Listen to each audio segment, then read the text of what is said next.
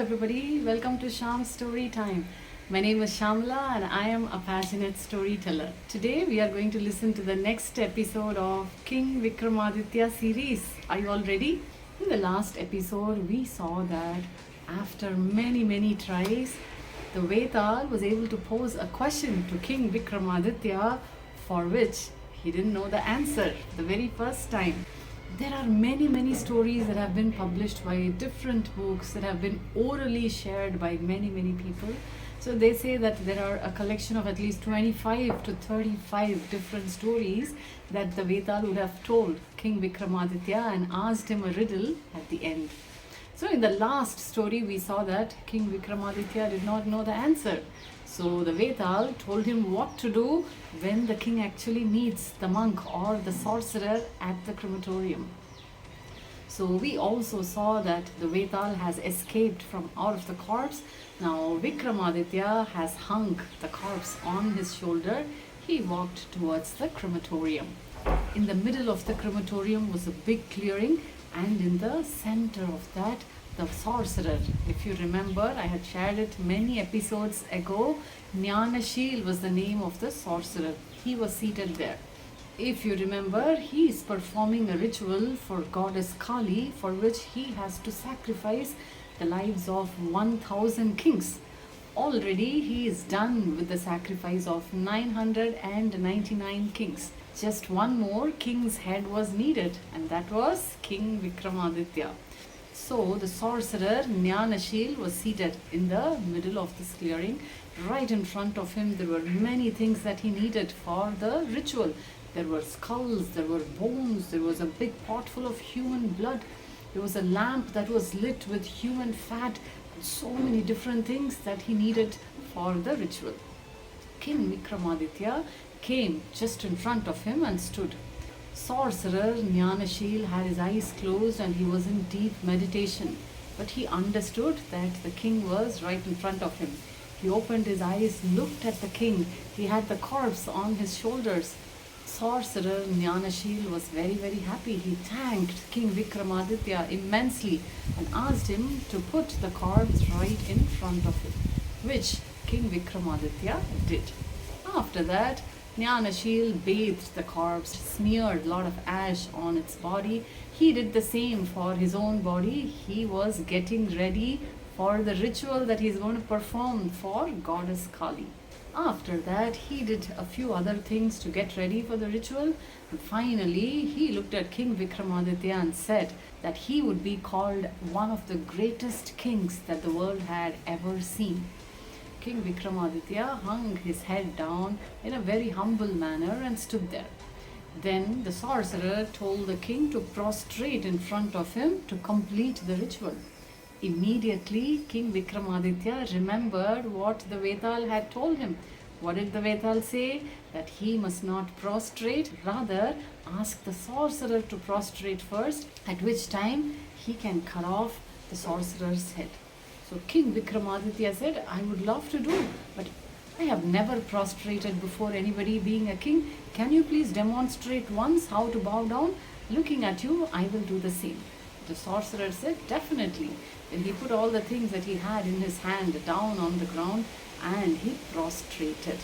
The moment the sorcerer bowed down, King Vikramaditya drew his sword, his shiny, sharp sword, cut off the head of the sorcerer. That's the end of the sorcerer. It is said that Lord Shiva himself and his consort Parvati were there at the crematorium and they showered King Vikramaditya with all their blessings. In fact, Shiva came and told King Vikramaditya that all that was said about him will be immortal. That means it will live forever.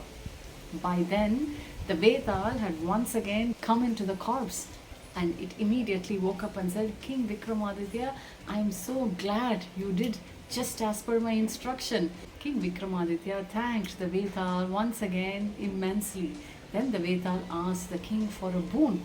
I'm very impressed with whatever you have been doing this entire night, hearing all my stories, answering all my questions, following my instruction, beheading the sorcerer, receiving the blessings of Lord Shiva himself.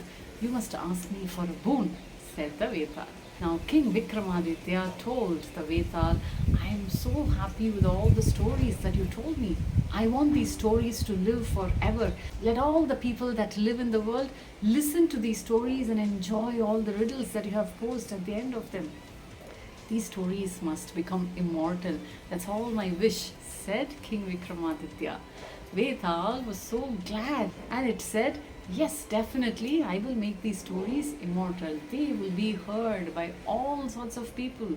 They will be enjoyed by people of all different age groups.